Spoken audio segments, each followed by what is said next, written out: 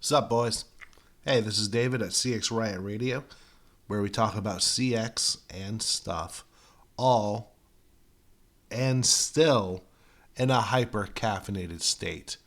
We got a good one for you coming up right after we do some stuff, but I just want to let you guys know I got books and I got merch, so you can support the show by supporting the show with the normal stuff, right? Or you can buy my stuff. I got some awesome shirts. I got some protein powder. I got some hats. I got some shoes. Stuff like that. All emblazoned.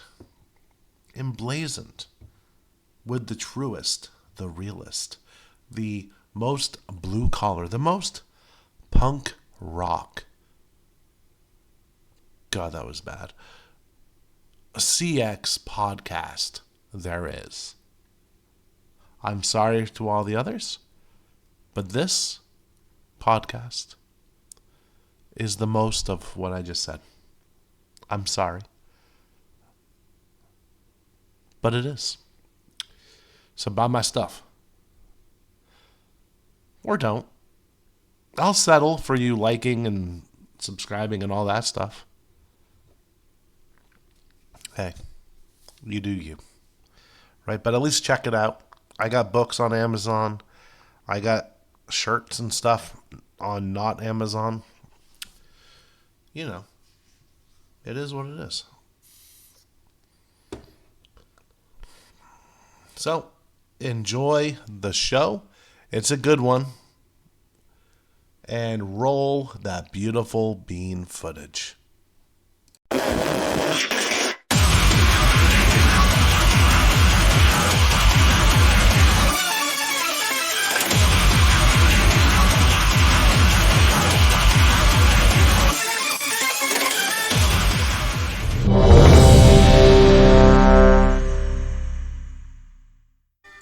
Good morning, boys and girls, ghosts and ghouls, squirrels and lemurs, everyone in between.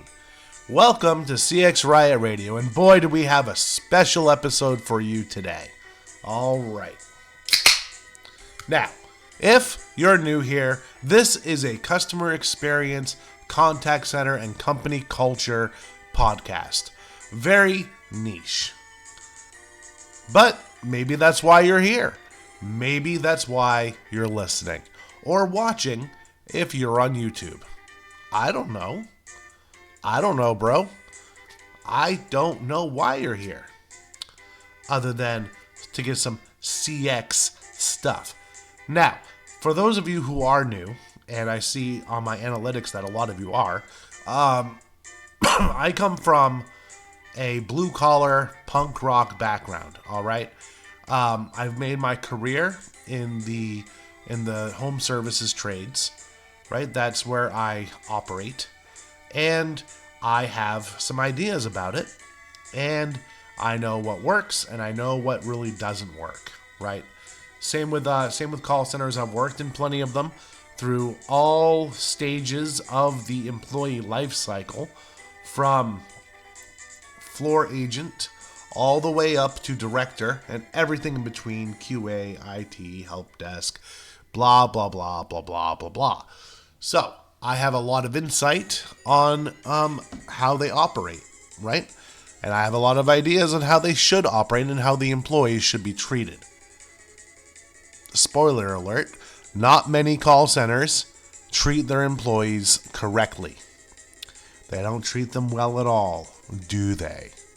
So, if you can, if you would be so kind, if you could like, review, subscribe, comment, blah, blah, blah, blah, blah, blah, blah on the show, and maybe share the show so we can make the show grow. I want to hit more ears. I want to get into more minds of what a call center should be like, from both a company standpoint and an employee standpoint, and from a customer standpoint, because that's who keeps us in business at the end of the day. It is really all about the customer.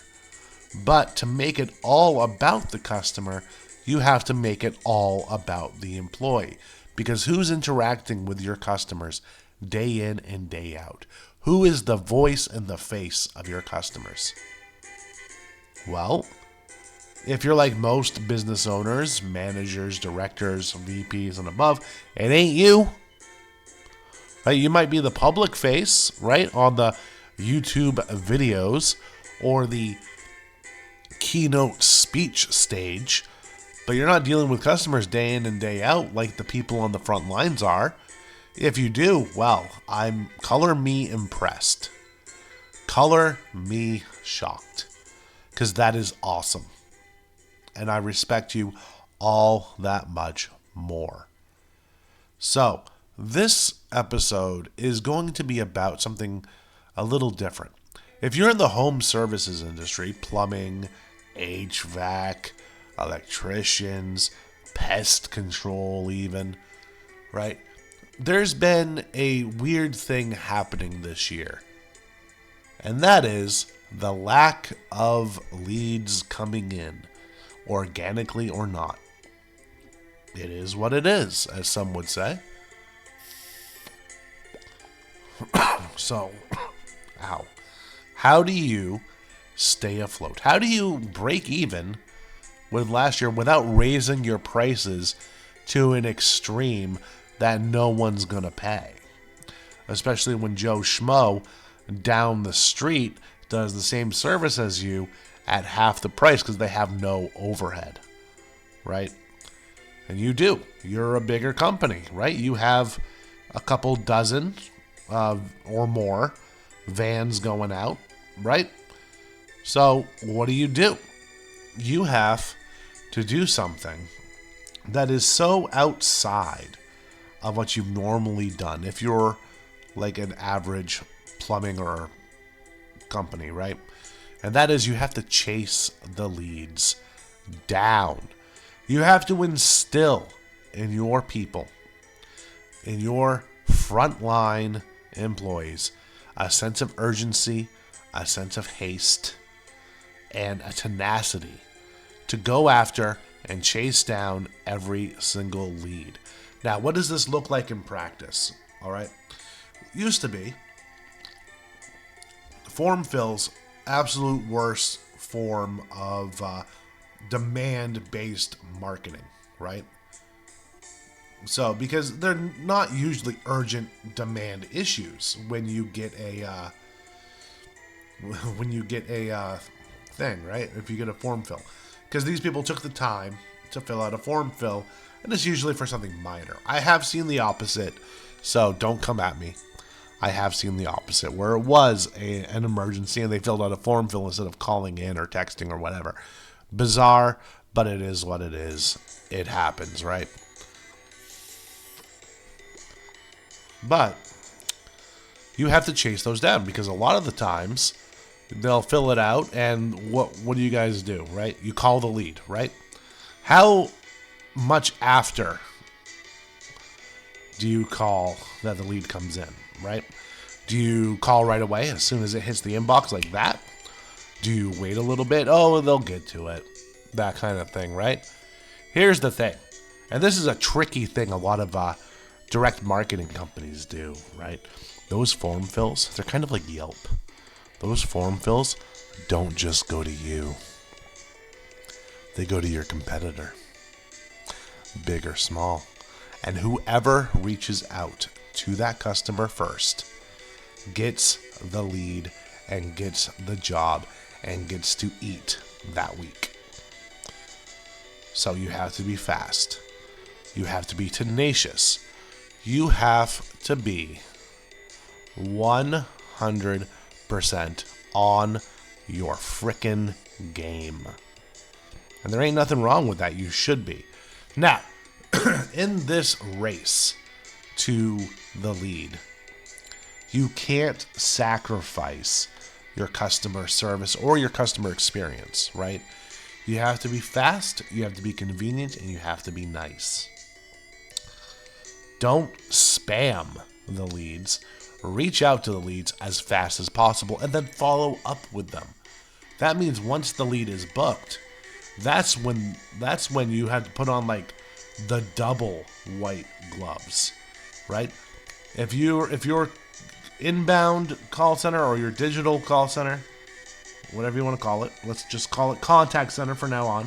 If your contact center books a lead and your dispatch department is separate, which it should be, then those dispatchers need to be on their game doubly so.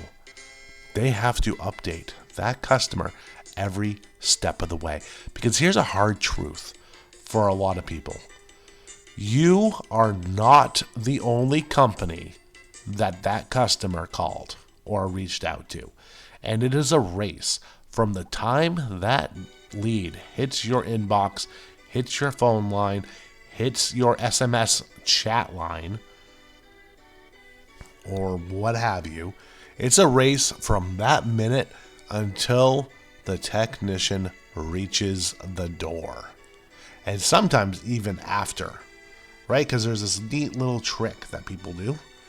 It's not so much a trick, it's actually common sense. And if you're not doing it, then you definitely should. Oh, so-and-so company came out. Well, we can give you a free second opinion before they start the work.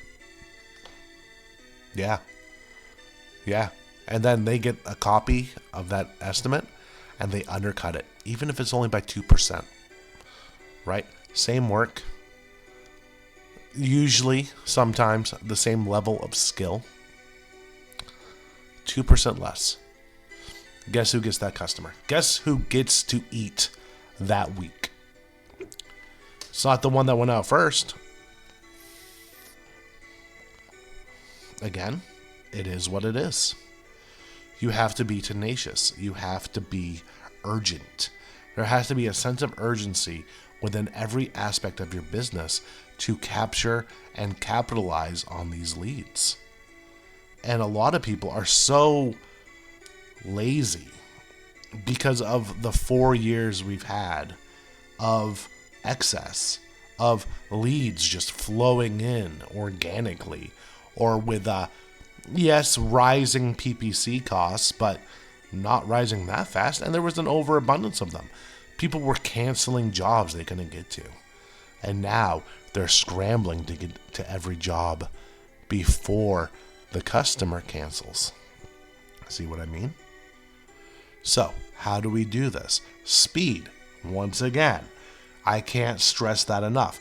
You have to be fast. You have to go all out. You have to go all in. The second one is don't sacrifice. Do not sacrifice your customer experience for this at all. Not one iota. Then you have to practice the art of the follow-up without being spammy. Nobody likes being spammed. Then, once you give the estimate or once you begin the work, you need to keep constant contact with the customer while the work is going on. You have to monitor the experience within the experience and fix anything that might be going awry. That could be a competitor showing up. That could be an installer looked at the wife wrong, right? Or perceived to, right? It happens, right? And sometimes people are really insecure, and even if someone glances at someone, they're like, oh my gosh, they're a pervert, right? And sometimes those complaints are incredibly valid, and those people need to be let go immediately. You can't be creeping customers out in their own home. So, it is what it is. But you need to be there for the customer every step of the way. From the time they see your marketing, and now's a really good time to do a little experimentation with your marketing. I'm not saying going as far as like frickin' Nutter Butter or Sour Patch Kids, right? But do a little risk, right? Take some risk. Do things you haven't done before, right? Some of the best places to advertise right now is TikTok. And surprisingly enough, in some locations, the frickin' Yellow Book.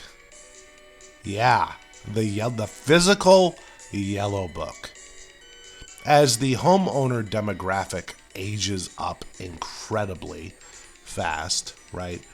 Because ain't no one buying homes right now, right? And the younger people are selling them and moving into apartments in a large amount. Yellow pages, and I don't mean to sound ageist here, because I'm not, because I'm old. Yeah. 1,000 years ago, I'd be dead by now. In fact, sometimes I'm surprised I'm not. I mean, I don't have the healthiest habits, and I'm getting up there, right? So anyway, what? But Yellow Pages, newspapers, things that people were saying were dead for years have now started to make a comeback in certain areas. Do your research, please. But another thing that if you haven't done it before, and I know this is very, very popular in HVAC, but not so much in plumbing, right, is the art of the outbound call and membership programs. Make your memberships worth getting. Have them for a low monthly cost. This will make it so that if someone does have an issue or they want something looked at, they're going to call you. They're going to go through you. If you play your cards right, they're going to refer you because they're locked into a membership. And like, don't have it like stupid where they can't cancel ever or something like that. I'm not saying that, right? But outbound call, offering things, right? Hey, this is blah at ABC Company, your plumbing company. Always emphasize that, right? And then go into the pitch. Whatever that pitch happens to be, whatever you want to increase your ticket average on, right? Or that you want some of your newer technicians, God bless them, to practice, like water heater flushes, where they go out with a more senior technician and they do that thing, right? So, and they learn their skill, they learn their craft. And unless they're listening to this right now, the customer is none the wiser that it was a newer technician, right? Because water heater flushes, man, they're easy, but they're a pain in the butt. Not many people want to do their own water heater flush. So, and I don't blame them because I don't want to do it either. But I'm cheap, so I do. It is what it is. So, look at that. Anyway, so, and then when you're outbound calling, you want to hit your own database really hard. And you want to get as many people opted into your transactional texting as possible. So if you're using Service Titan or another CRM that allows like booking notifications that go out via text, you can put an opt-in link in that text that the customer can actually opt into the text messages. And then you can do outbound SMS campaigns in addition to outbound calling, outbound emails, email blasts, things like that, right? Where you want to not be spammy because people will unsubscribe in a frickin' moment over that. You don't want to be You don't want to be spammy. You don't want to be scammy. So make sure the copy on the SMS is good, not scammy, not spammy. And then don't send them out every single day. If you're going to do an email drip or an SMS drip, space it out. Space it out to a reasonable time where you just ask anybody in your company, hey, how often would you like to get texts from a company that you want to do business with? And I doubt people are going to say every 6 hours, right? Or every day, right? They're not going to say that. They're going to be like maybe once a week at the most. There you go. So they're unscientific thing right there, but it is what it is. Deal with it. So, what have we learned? Leads are changing. Customers are changing. They no longer just flock to your door, right? You actually need some skill in marketing. You need some skill in booking appointments. So make sure your marketing team is up on their stuff, or you've hired the right third party to do it for you. Because let me tell you, there's some really good third party marketing companies out there, and there's some really shitty ones too that will just take advantage, right? Because they don't think that you know anything about LSA, right? Or PPC or anything like that, right? Because let's face it, not a lot of people do. But educate yourself on that stuff, right? Know how LSA works. You're going to have to relearn it every freaking 6 months, but learn how it works, or at least the basics. So there you go. So, and then you can call them on their BS when they try to BS you, and they will, okay? One dude told us that, like, our competitors were spending $60,000 a month on Yelp in one metropolitan area. Well, that might be true. That might be. I died. That might be, but, no. No. So, but you have your CSRs, your dispatchers, everyone who is customer affecting or customer facing needs to be retrained with an emphasis on what? Speed. They need to have an emphasis on speed, a emphasis on urgency, and they need to chase down every single lead. They have to practice rebuttals on the phone, right? Minimum of 2 rebuttals. Just like any other call center, right? That has upsells or cross-sells.